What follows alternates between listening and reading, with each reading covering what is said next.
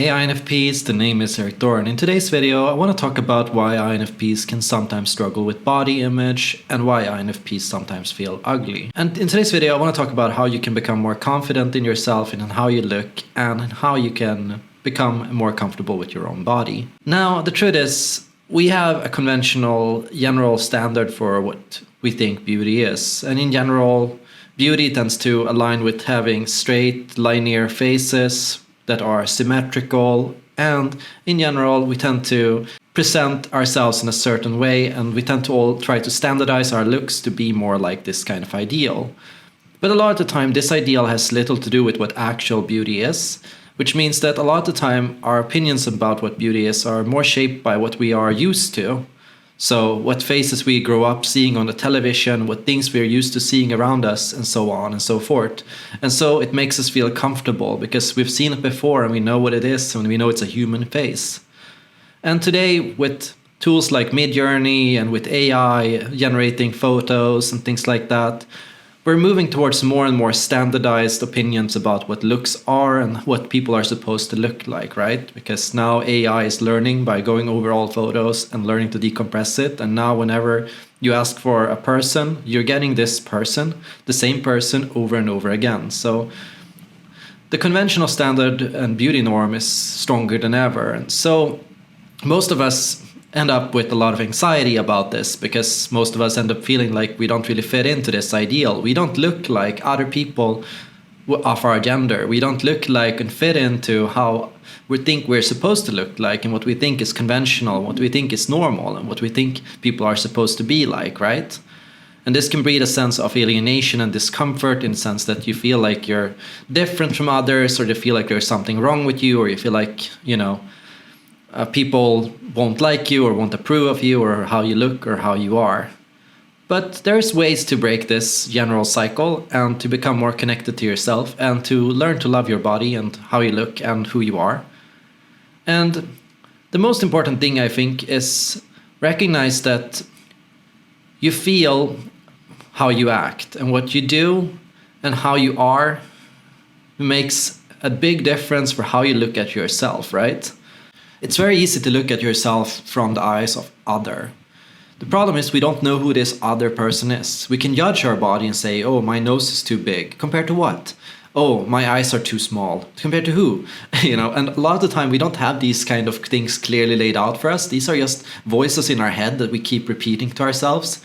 Our own judgment that we project and allow to warp into the tone of somebody else. And a lot of the time we judge and look at ourselves from the perspective of other people. But here, what I'm going to advise to you today is look at yourself from the eyes of yourself. Look at yourself from how you feel about yourself. Talk about to yourself in your own tone of voice as you would talk to yourself, with respect and with love, right? Recognize and look at yourself and see what it is that you look like, and connect with your body and take time to just study your body and how you look and how you are, and to become grounded in your body and your own feelings and how you see yourself. See yourself from your own first person perspective. Recognize this, like, hey, this is me, this is my body, and this is who I am, right? And get rid of that third person point of view, that alien trying to observe you and study you from a spaceship, and just see yourself based on how you feel and how you see yourself, right? I tend to say one of the most important things for me when I go to bed is I need to be able to look myself in the mirror. And I need to be able to look myself in the eyes, right? And say, I did the right thing, right? So for me, being ethical, doing the right thing, being a good person, is aligned to some extent with how I look at my body and then how I look at myself. And if I feel that I'm doing bad things, or if I feel like I'm doing ugly things, if I feel like I'm engaged with things that are boring or difficult or outside my comfort zone or outside what I want to do or outside what my values are, that's going to influence how I look at myself too. And the same goes with our eating habits, with lack of exercise, with things like that. A lot of the time it's not that we exercise because we want to fit in a beauty standard or because we want to be a certain kind of person. It's not like we diet because we want to, fit ourselves with certain things. What we're trying to do is we're trying to learn to find a lifestyle which will make us feel good about ourselves. So that's the core goal, right? You want whatever it is that you choose to do to be something that makes you feel like you're going to look good. And so even if a person is overweight, for example, if they're working out, they automatically feel more sexually attractive because they're working out and because they feel like they're fit and because they're getting motion and energy and because they're doing things that make them feel good. And the same often goes with health and eating healthy things and with doing things that make you feel good in general. Whenever you do something that makes you feel like a good person, that makes a big impact on your sense of self and how you look at yourself. And in general, the more good things we do for the world, the more beautiful we feel as people. And so what you're looking for, what you're trying to do in a sense, is find ways to... And so what I'm advising is not necessarily exercise. If you don't want to, you don't have to. And it's not necessarily diet, because diets don't usually work. But it is to find things to do that will make you feel more beautiful, whatever that can be for you, because we need to individualize this as well. We need to look at your personal situation. What things in general will make you feel happier about yourself, and what things will contribute to you feeling and taking more pride in yourself and in who you are and in how you look and in what kind of a person you are. Because confidence is attractive, and a person that is confident in themselves and feels secure in who they are is naturally going to look more appealing to other people around them too. It's something that radiates from your entire body through your skin and everything that you do. It's something people can see in you. They can see in your eyes when you look down and when you feel uncomfortable, and when you feel anxious, and when you feel unhappy in general. And people can see this on you, just as you can see it in yourself, right? And so we have to think about what it is that will make us feel better. I've often been engaged in different community work.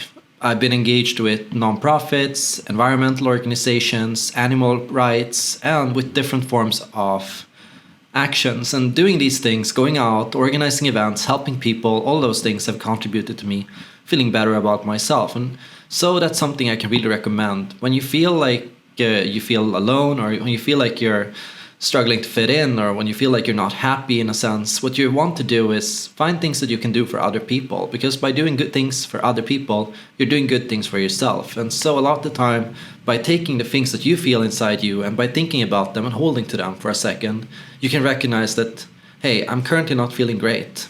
There must be other people in the world that are also not feeling great. I wonder who they are, what I can do for them, and in what way I can help them. And so, in the sense, what you're learning is you're taking and recognizing and learning to empathize with other people by learning to empathize with yourself. By recognizing that I feel bad and I don't want to feel bad, you can recognize that other people must be feeling bad too, and there must be something that you can do to make that a little bit better for them too. And so, what we're doing is we're really thinking about, how we can engage in self-care through care for other people. Have you ever been on a date with another person and you found that you didn't really find them that attractive?